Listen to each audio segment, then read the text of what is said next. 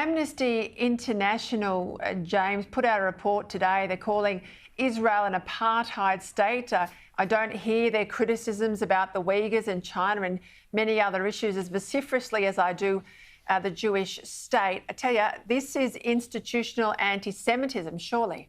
Of course it is. It's completely institutional anti-Semitism. There's no other word for it. To call Israel an apartheid state when Palestinian Arabs can sit in the Israeli parliament, hello, I'm sorry, that's not what an apartheid state looks like. You know, they should look at the current state of things on the ground, Peter. The Gaza Strip, that's not occupied by Israel. That's run by Hamas. The Palestinian Authority runs the West Bank. It is not occupied. There's not an apartheid system in any meaning of the word. And I'll tell you what, on many, many levels, including personal liberties, the rights of religious minorities, the rights of sexual minorities, Arabs have a much better chance and a much better life in Israel, in the state of Israel, than they do in the Gaza Strip, than they do in the West Bank. These are facts, you know, and for Amnesty International to go and make Israel the great boogeyman of human rights when you've got China, when you've got Russia, when you've got all these other countries, you know, deeply anti-Western, but I guess that's what they like because they're anti-Western, because that's what Amnesty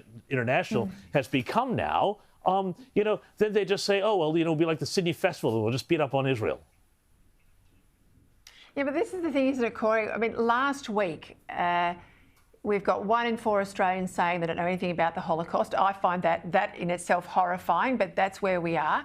We've got this global rise in anti-Semitism. You've got Whoopi Goldberg out there saying, very disturbingly, the Holocaust was not about race. She's been given a 2-week suspension, but she hasn't been cancelled. And then you've got this issue now with Amnesty International. Yeah, it's a huge problem. I mean, the new racism, of course, is to say you're not racist and to discriminate against everyone who's not the same colour as you. And that's mostly in the Black Lives Matter community. And that's what Whoopi Goldberg, of course, did so grotesquely last week. I suspect she's been suspended more to mitigate the damage to the corporate than for any genuine outrage on the left, quite frankly, because anti-Semitism and racism is actually entrenched on the left.